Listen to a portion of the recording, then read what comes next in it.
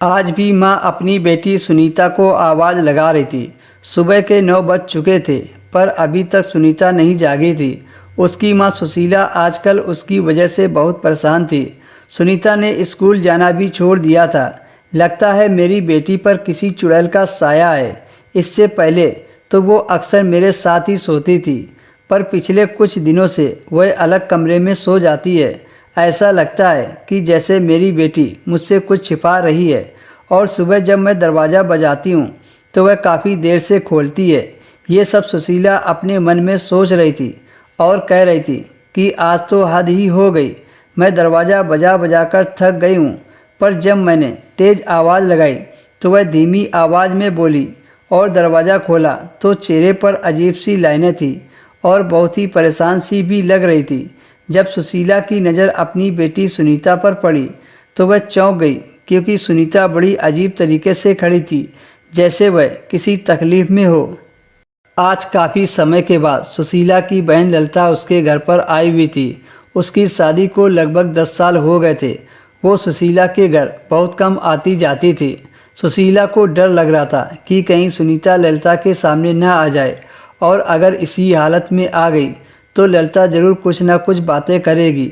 उसे तो बात करने का बहाना चाहिए होता है। तभी उसकी बहन ललिता ने पीछे से आवाज़ दी, अरे सुशीला दीदी, आपकी बेटी नहीं आ रही है? क्या बात है? मुझे कितना समय हो गया है अपनी भांजी से नहीं मिली हूँ। ललिता खुद ही सुशीला के सामने आकर खड़ी हो गई। तभी सुनीता और घबरा गई। जब सुशीला ने उसे बाहर आने को कहा तो वह लंगड़ाकर चलने लगी। यह देखकर ललिता ने अपने मुंह पर हाथ रख लिया। अरे सुशीला बहन, इतनी सी उम्र में क्या हुआ सुनीता को जो इस तरह से लंगड़ाकर चल रही है? भगवान ना करे कहीं इसे कुछ हो तो नहीं गया। अपनी बहन के मुंह से ऐसी बातें सुनकर सुशीला को कुछ ठीक नहीं लगा। ललिता की तो आदत थी, वह हमेशा से ही अपनी बेटियों पर इतराती थी। ऐसी ही दूसरों की बेटियों पर बात करती थी। सुशीला ने कहा, बहन ऐसी कोई बात नहीं है। आज सुनीता की तबीयत कुछ ठीक नहीं लग रही है। ऊपर वाले का शुक्र है कि हमारे बच्चों में कोई ऐसी बीमारी नहीं है। तभी ललिता ने चारों तरफ आंखें घुमाकर सुनीता को बड़ी गौर से देखा, जैसे वह उसकी इस हालत पर खुश हो रही हो। तभी सुशीला ने अपनी बेटी के कमरे का दरवाज़ा बंद कर दिया और सुनीता से कहा, जाकर तैयार होकर बाहर आओ। काफ़ी देर गुजर गई। जब सुनीता कमरे से बाहर नहीं आई तो मजबूरन सुशीला को ही उसके कमरे में जाना पड़ा। पर सामने का दृश्य देखकर वह हैरान रह गई। जब सुशीला ने तकिए पर नज़र डाली तो उसकी आंखें फटी की फटी रह गई। वह सोच भी नहीं सकती थी कि मेरी बेटी इतनी बड़ी बात छुपाएगी। पर उस समय उसकी ललिता बहन उसे बुला रही थी, इसलिए वह खामोश हो गई और अपनी बेटी से कोई बात नहीं कही। उसकी बेटी बाथरूम में तैयार होने चली गई और थोड़ी देर बाद वह बाहर आई तो उसने बहुत ही सुंदर कपड़े पहने हुए थे। सुशीला उन कपड़ों को देखकर बहुत हैरान हुई।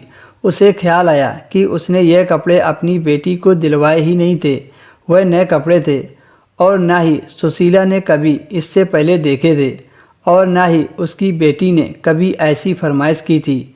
ऐसा लग रहा था कि किसी और ने उसको यह कपड़े दिए हो।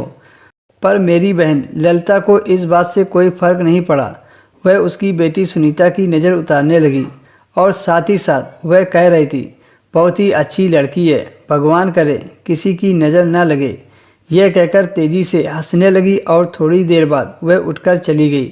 तभी सुशीला अपनी बेटी पर बरस पड़ी और कहा, तुम ये कपड़े कहाँ से लाई हो? मैंने तो तुम्हें ऐसे कपड़े कभी लाकर नहीं दिए।